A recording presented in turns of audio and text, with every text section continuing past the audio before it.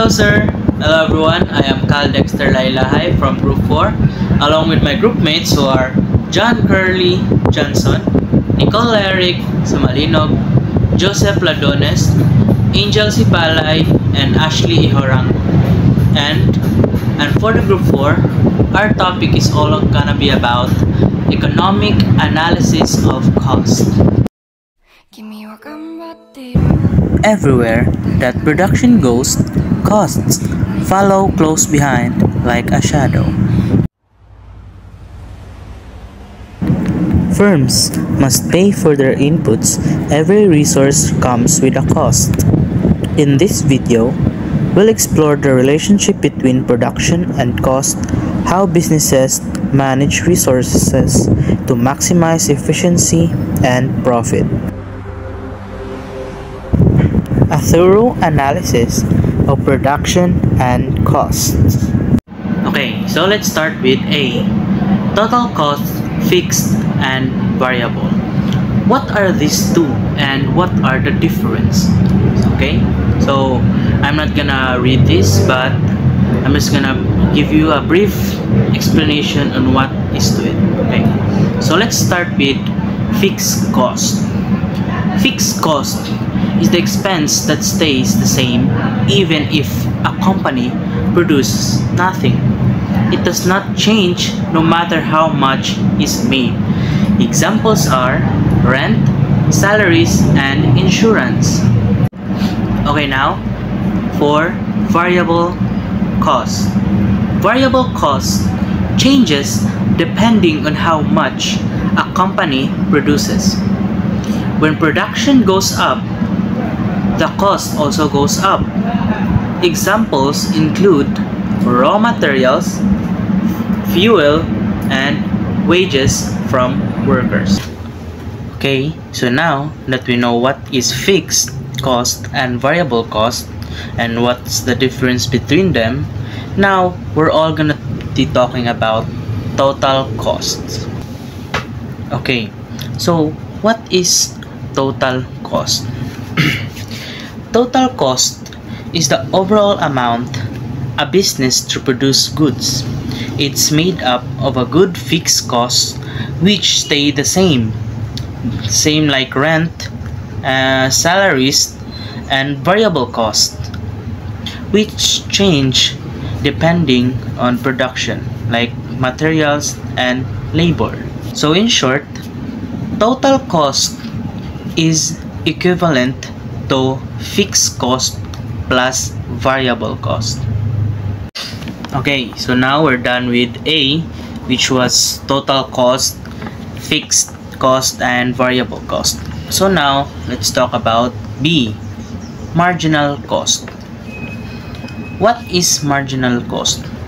Marginal cost is the extra cost of making one more product or service.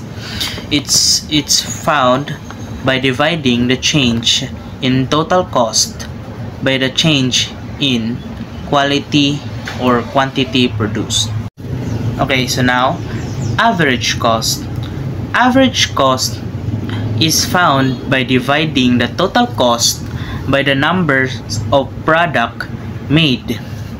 It shows how much it costs to produce each unit on average. And later I'm gonna show you what's the formula in average cost. Okay, so this is the formula for average cost. The formula for average cost is total cost divided by output. It simply shows how much it costs to make one product on average. Good day everyone, I am John Carly E. Johnson from Group 4. So our main topic is all about economic analysis of cost.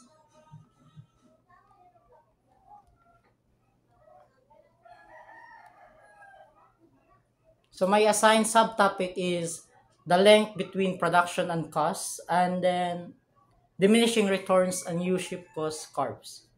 So first, the link between production and cost. So production is inherently determined to the cost spent in order to fund its components, or should we say its procedure. Should be a factor of a production increase in quantity, the cost increase as well. But as complex as this is, we can visualize how it happens through this point below. So the amount of variable costs can be either the laborers or external factors can inevitably change the cost needed to fund the production. That's the link between production and cost. Next, we have the diminishing returns and U-shaped cost curves. So, economists often represent cost curves as U-shaped, which reflects how costs behave in relation to production. In the short run, certain inputs like labor are variable, while others like capital are fixed. Due to diminishing returns, where each additional unit of labor produces less output than before. Marginal cost increases after reaching a certain point. The long run allows for adjustment of all inputs, like labor, capital, and materials. And costs behave differently since all factors can be modified. So, uh, I have example here para mas dali ninyo masabtan. So, scenario. A small bakery makes cupcakes. It has one oven and employs bakers to produce cupcakes each day. So, link between production and cost. When the bakery produces more cupcakes, it must use more ingredients like flour, sugar, eggs, and pay more for labor and utilities.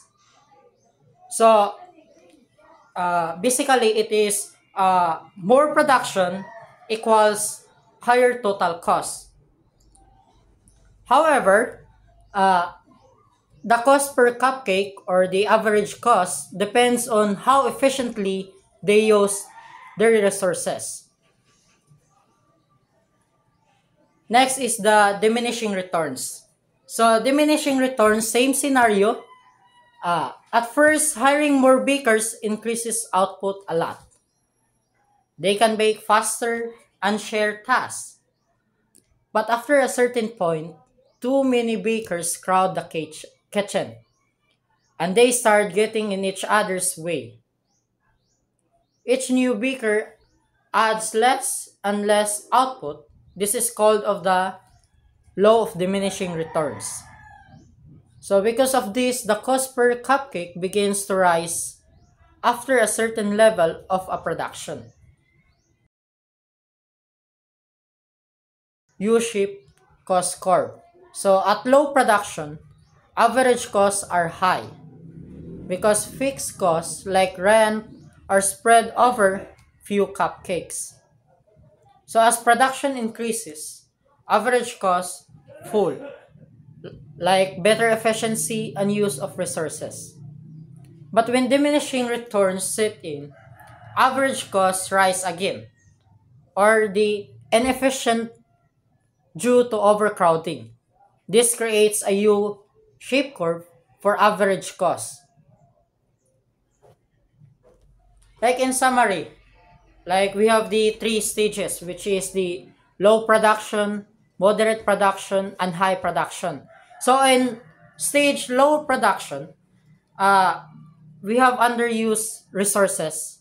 Then the effect in cost, it is high average cost. Then in moderate production, efficient use, and then the effect on cost, it's falling. Then high production, diminishing returns, then high rising average cost. That's all. Thank you.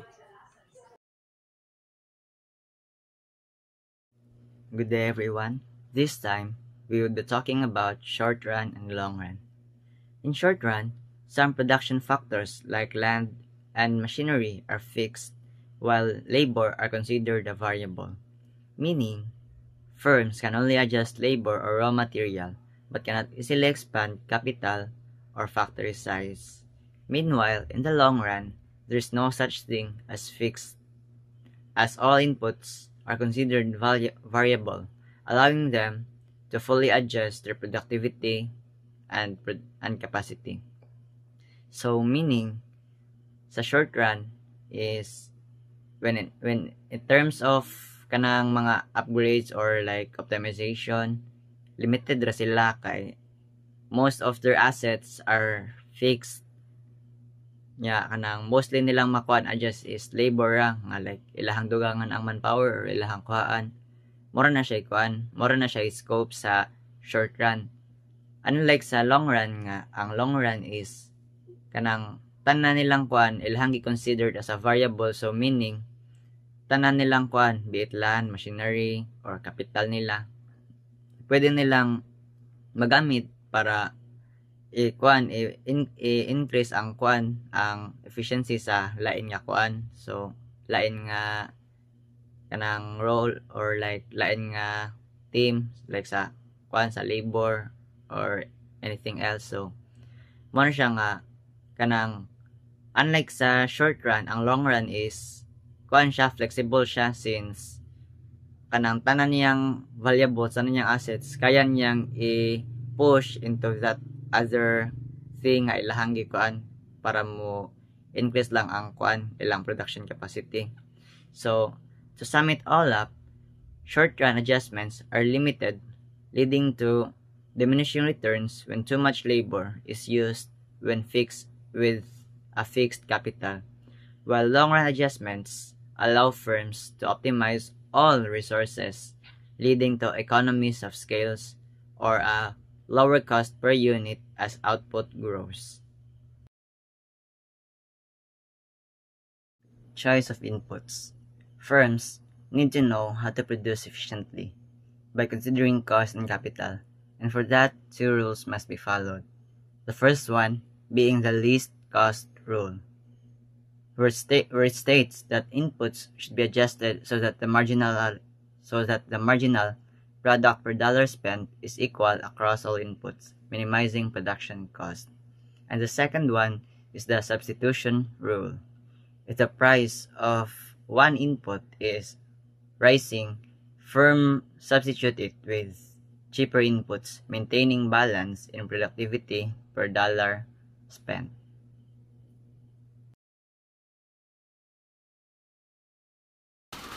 So, good day everyone. Good day sir. Ang ating topic kaya summarization sa choice input rules o ang under sa economic cost and business accounting, which is ang letter A, income statement. So, magsugod na ko. Before ko magsugod ay, unsa din ang input. So, ang input kay na-discuss na ni Sir Ato, moto siya ang katong upat. Katong labor, land, capital, yung last one kay entrepreneurship. Ganang, unsigalhian sa input o sa output. So, ang input kay, balikon ako, moto siya katong upat. Katong labor, land, capital, yung last one kay entrepreneurship. Ngayon, ang output kay, mo na to siya ang outcome or result. Sa pag-use na to ato itong mga different inputs. Like, ang mga goods or products nga na, buhat na to. So, I hope sabtan ra. So, mag-start na ko sa summary sa choice input rules. So, ang choice input rules day guys, kay bali man siya ang economic principles na nag-help or nag-guide sa atong mga producers to decide wisely or smartly.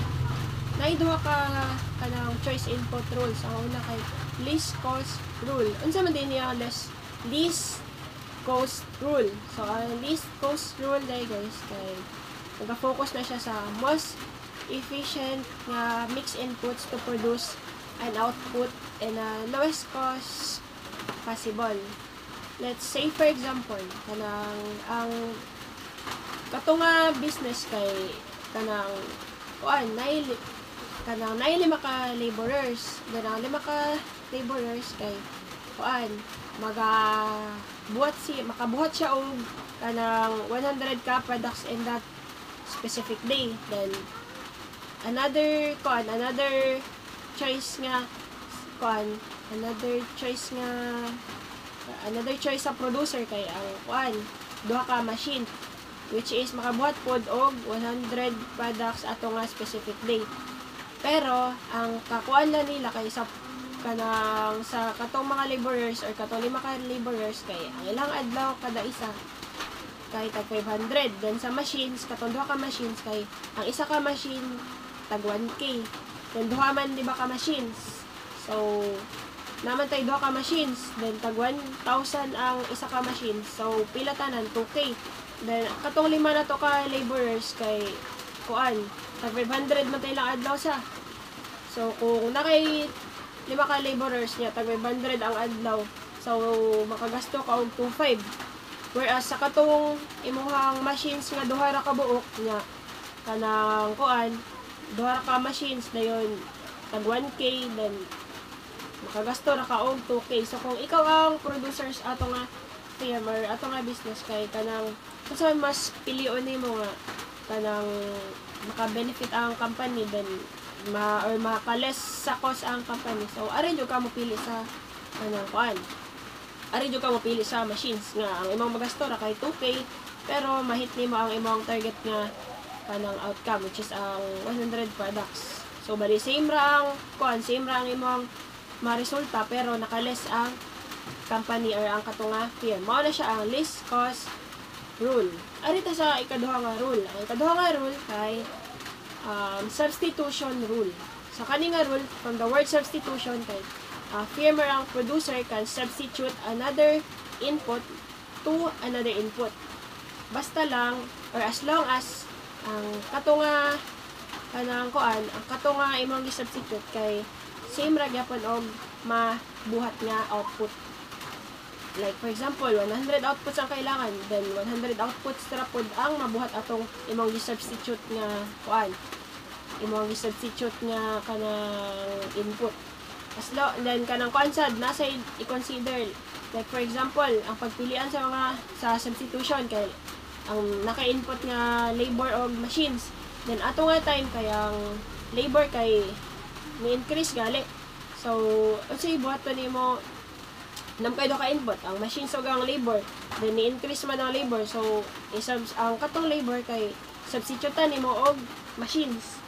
Kay mahal man ang labor ato nga panahon, ya ganahan man ka makales. So dili ka diri sa labor kay mahal man siya. So sibog ta diri sa machines. For example, sa producers can decide whether the 10 workers ba yung pilion na makakuan sa 100 ka burgers, like makaproduce 100 burgers, or ang 2 machines.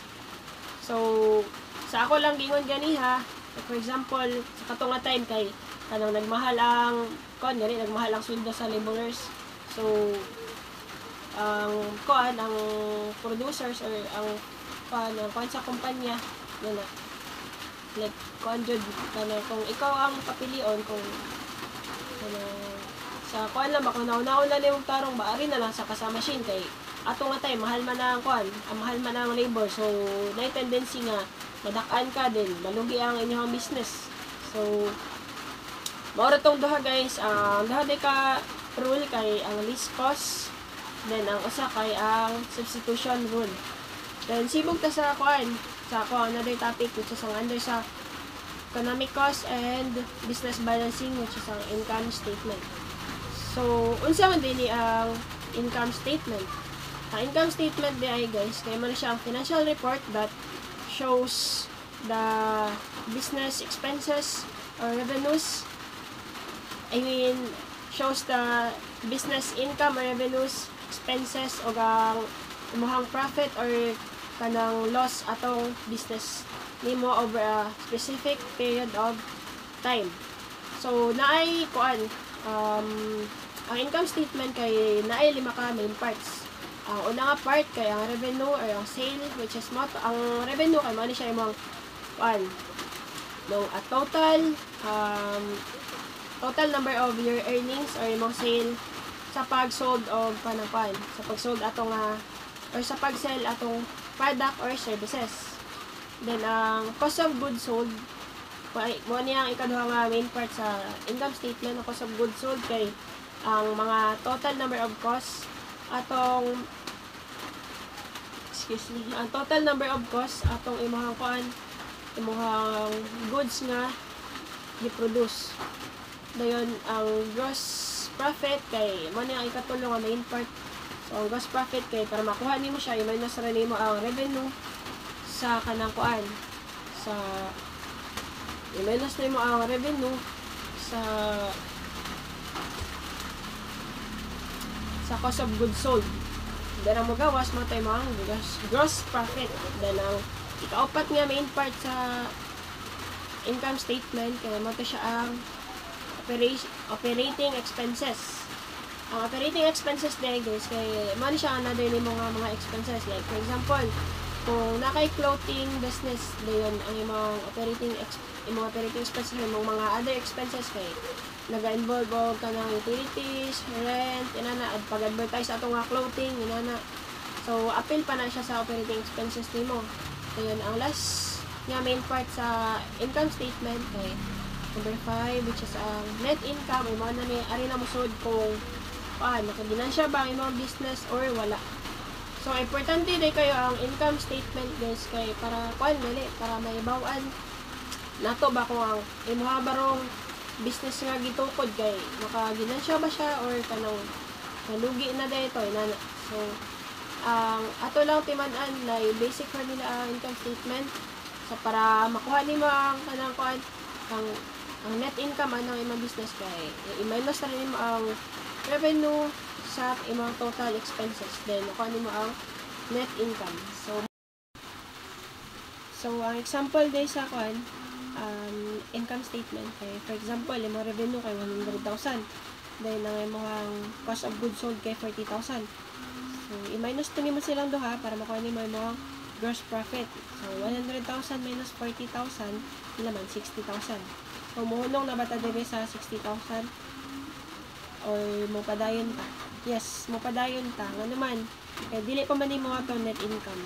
Ibanan pa man nato ang 60,000 sa other expenses which is ang operating expenses. Yes, ang katong mga other expenses nato para sa atong mga salaries, atong mga rent, atong pag-advertise, atong clothing, nanabaran like for example, atong business kay clothing. Kaya natay pag-advertise sa atong clothing business. So, appeal po siya sa operating expenses. So, like for example, ang operating expenses nimo kay 30,000. So, katong imong gross profit nga 60,000, minusan to nimo og 30,000. So, pila man 30,000 pod. Then, ang kanang result sa like imong gross profit, minusan nimo sa operating expenses nga 30,000. So, 30,000 man to. Katong 30,000 nga result, mao na to imong net income. So, mo siya ay mga profit, 30,000. Pero kung mag-negative gani siya guys, like for example, ang imong gross profit kay 60,000, then imong operating expenses kay 70,000. So, ang answer sa 60,000 minus 70,000 kay negative 10,000. So, pasabot nalugi ka og 10,000. So, pasabot nga imong business kay nag-suffer og loss. So, mao ni ang mao ni ang purpose sa income statement para may bawaan gali na itong bang business kay nag-suffer og loss or naka-gain ba siya o ginansya or profit.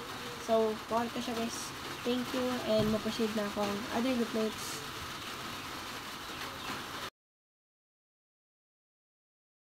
So good day everyone, I'll be tackling about balance sheet.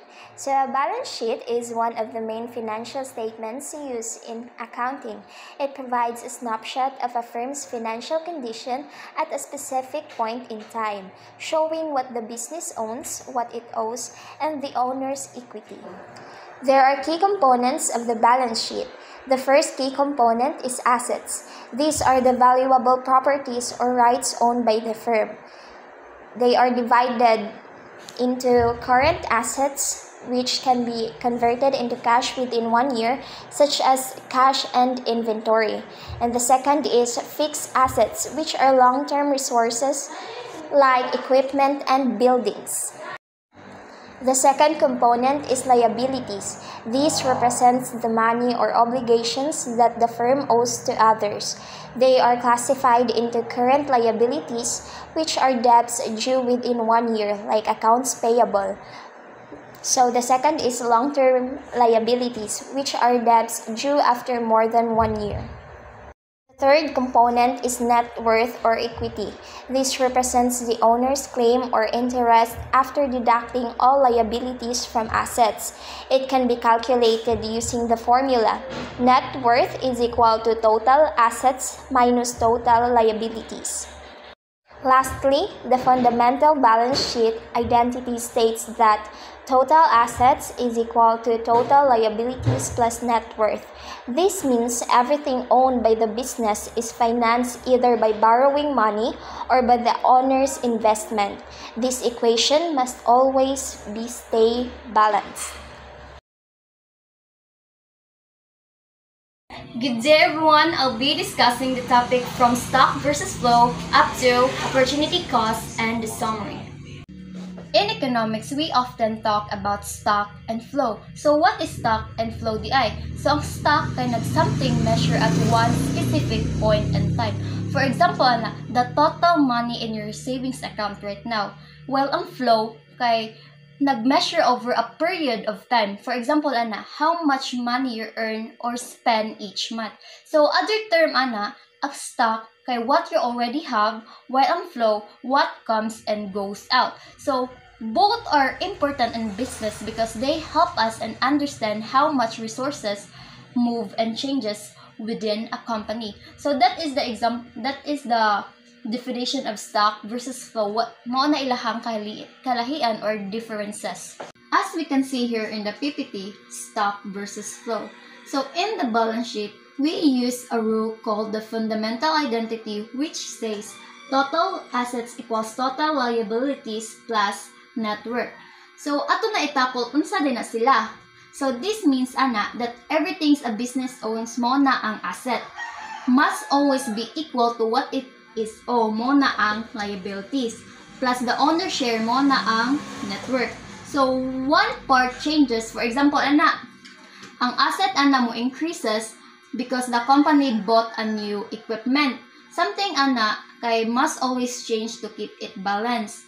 So that could mean that ang company mo borrowed og money para ang liabilities mo goes up, or the owner kay mo added more money para ang net worth mo goes up pod. So in short sa akong pagsabot na the balance sheet always need to stay equal on both sides. So dapat yun na sila equal both sides. So para sa ako, just like seesaw, the must stay balanced. So that is stock versus flow. Mo na ang pinaka-remember na to nga equation must always hold true. Next, we have opportunity cost. Opportunity cost can be understood as the benefit you miss out because in a world of scarcity, choosing one option over another means giving up sometime else. This concept is crucial for decision-making in personal, social, and economic context. So, ang opportunity cost, this means ang value of what you gave up. When you choose one option over another in life and business, we can't have everything. So we always make choices. For example, if you decided to study instead going out with friends, imo opportunity cost imong fun time ma-miss. Like sa economics jud, like ang firms also face this. If a company spend money on one project, it gives up the chance to choose the money for something else that might earn profit too. Next, opportunity cost outside the market. Understanding opportunity cost outside of market context is crucial for effective decision making. By recognizing the trade-off involved in various personal, social, and policy choices, individual and organization can optimize their outcomes and resource allocation. So, there are also opportunity costs outside the market, which means the trade-off we face in daily life. That is the most common naman thing in here naman, like choosing between rest or work or between helping others and focusing on ourselves. Para ma-understand yun na to nga this ang kaniya tanan ang opportunity cost help us make better and wiser decisions. To summarize everything from our topic, so number 1, total cost is made up of fixed cost and variable cost. Second, marginal cost and average cost shows how cost changes when production increases. Number 3, cost and productivity are connected. So dili na to na makalimtan nga dapat konektado dyan na sila. Para ang productivity ma-fall, ang cost mo rise. Number 4, first minimize cost by following the less cost rule, choosing the best mix of the labor and capital. Number 5, in accounting, we use tools like income statement and balance sheet to see the company financial health. So, pag senior high na mo, naggamit po niya na like practice sa income statement and balance sheet. Pero, pag senior high na to, finally, opportunity cost. So, moto akong i-discuss ganina nga ma-remind us nga bisag unsa ka decision sa imong life, ma-involve yun na giving up and another option both in business and in life.